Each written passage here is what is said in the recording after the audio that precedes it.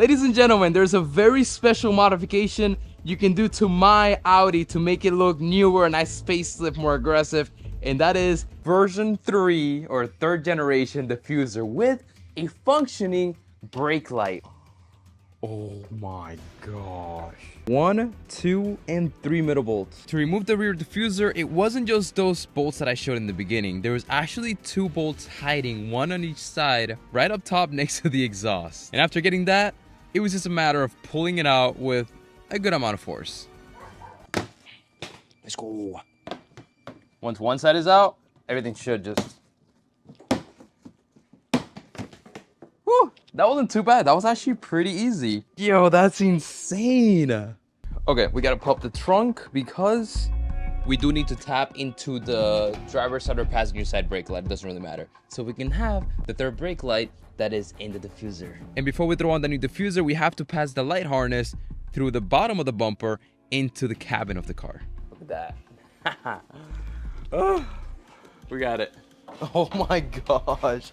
This is ridiculous. Crazy enough, seeing this diffuser on the car makes it look just even crazier than it already did. It's definitely a little tight, that's for sure. Step 1 is removing the exhaust tips.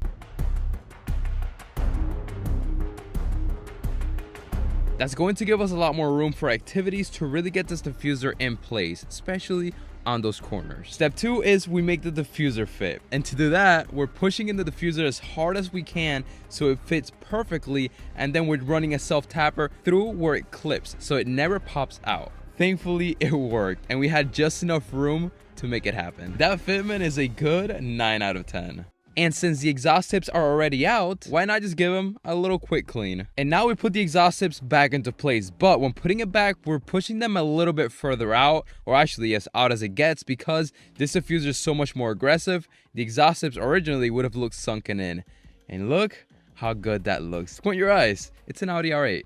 Okay, on to removing the tail light, which I have no idea what to do. We remove this little cubby, and then we find the almighty plastic bolt. This whole rear tail light is held in by this plastic piece that's then attached to the bolt. To be honest though, it is a lot easier to remove. Woo, look at that. But we have to figure out which one is the one that gives power so we can tap into it, and whenever we hit the brake lights, this one also shines.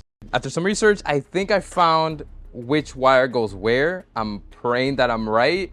Okay, let's see if it works. And the tail light doesn't have to go back on because we did it on the plug side of the car. So did we just electrically total the car, or does it work?